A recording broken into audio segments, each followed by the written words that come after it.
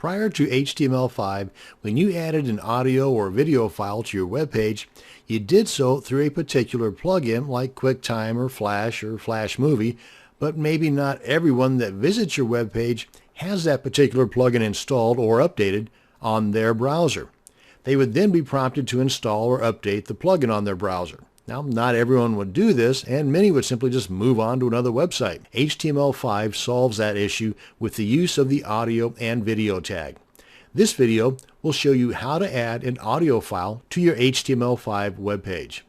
Now, the current problem with adding audio to your HTML5 web page is that some browsers are not recognizing all audio formats. The way things are at this time is that if you want the majority of your site visitors to hear your audio files, then you have to add more than one audio format so that the different browsers recognize and play your audio file. Now, setting this up is not difficult at all, as you'll soon see here in a second. The problem, as I see it, is that instead of having one MP3 audio file at, say, 2 megs, now I have to have additional audio formats at roughly the same size or even larger if I'm going to be using uncompressed files like the WAV file.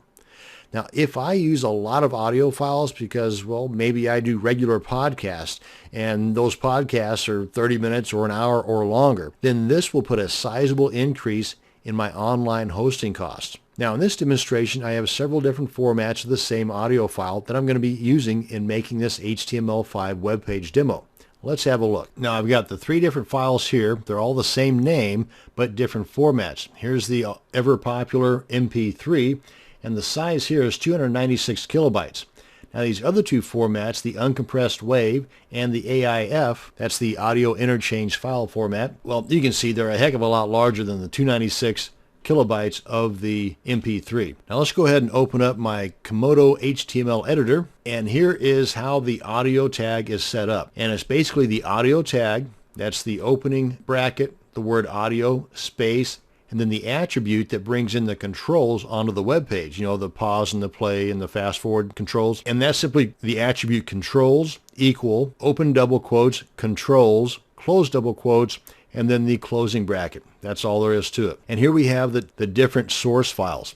And I've got the MP3 set up first, then the WAV file set up second, and the AIF set up third. Now, you may not need all 3 of these. Let me show you a few sites that might come in handy for you. Now, the HTML5test.com site will keep you up to date on the different formats that the different browsers support.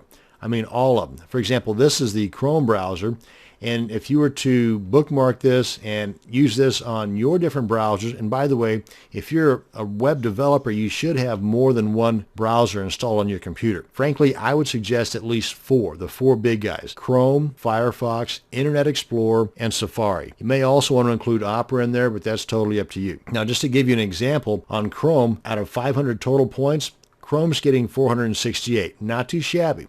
You do the same test on Internet Explorer 9, you're going to get you 138 points, I think it is. But that's beside the point. You can check all that stuff out on your own. But right here tells you the audio portion of this browser and the different formats that it does support, and in this case, the one that it does not support. So Chrome's pretty cool. Right now, it says A-OK on the MP3. You do the same thing on your Internet Explorer, on your Safari, and on your Firefox, and you're not going to find the same on all of those browsers. As a matter of fact, I think all of those will support MP3 except for Firefox. So since Firefox is a pretty popular browser, you're going to want to provide your site visitors with some type of a format that browser supports. So using this site to check those will work out great. A couple more sites for you to check into and possibly bookmark if you don't already have some type of software that converts one format to another is Online-Convert and Zamzar.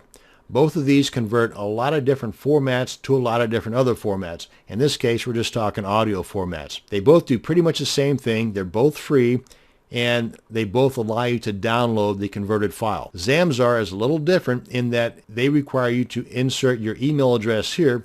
They will then email you the download link as soon as the conversion takes place. Online-convert.com, no. They do it all right here on the site, and they provide you with a download link, and Online-Convert also allows you some additional customizations. Let me show you what I'm talking about. Let's say we want to convert our WAV file or MP3 file into an AIFF or an AAC file.